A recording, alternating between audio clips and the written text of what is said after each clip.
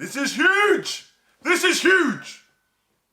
This is huge. You've seen by the title of the video, you've seen by the thumbnail. It happened earlier today, but I waited to cut the video. I've been a busy man.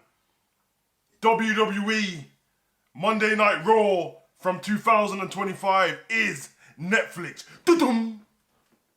I told you guys this was going to happen. I mean, I said it could probably be Netflix, Disney, or Amazon, and that was about 2 years ago. But still, the prediction was right.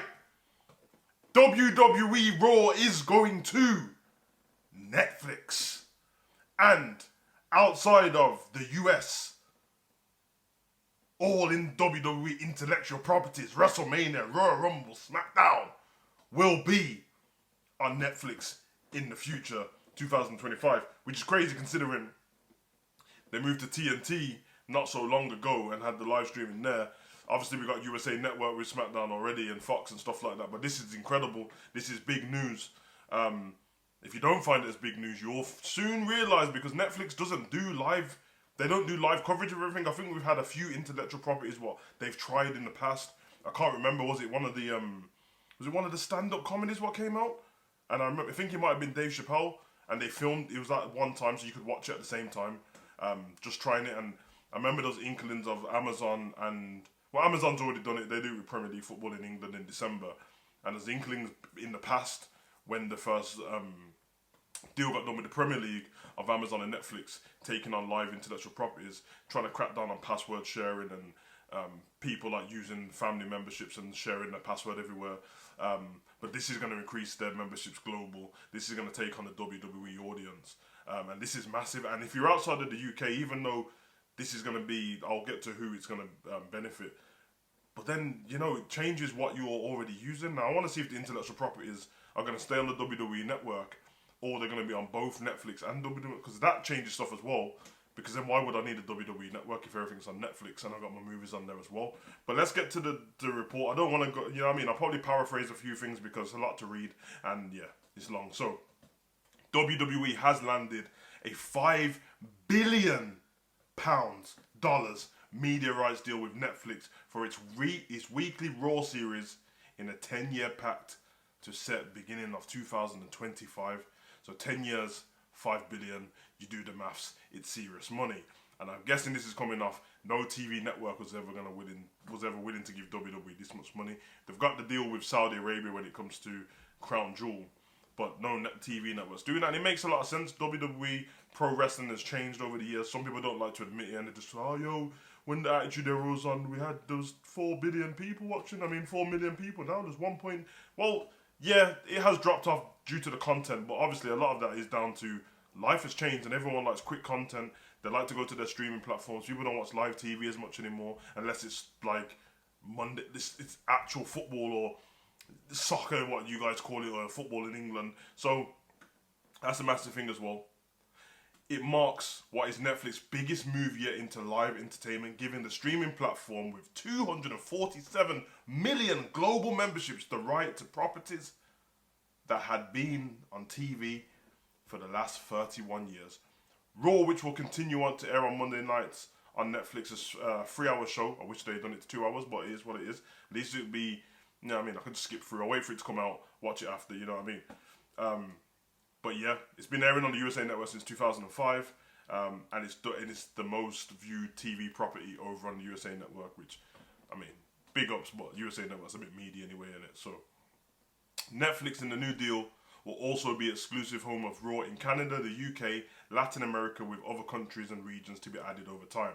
The deal designates Netflix as the home for all WWE shows and specials outside of the US, including Raw, SmackDown, NXT. That is crazy. WrestleMania, SummerSlam, and Royal Rumble. So I think it might be what I'm saying. It's seeming so. I'm very interested to know that by the time we make it to 2025, if the WWE network exists, or are they? Because I'm thinking 5 billion is a lot of money. Are they going to get everything? It's interesting. Let's get to it.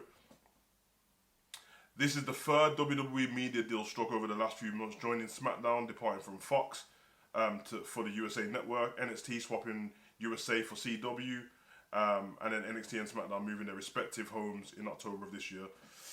Mark Shapiro, blah, blah, blah. Big up Mark, though, because, you know, if you want to send me sponsorship or something like that. So I don't want to dish you, but I want to get to the, you know what I mean, what do they call it, the meat potatoes. It's crazy, still can't even say that kind of thing. But both Netflix and TKO Group, the parent company of WWE and UFC, worked on the deal in-house.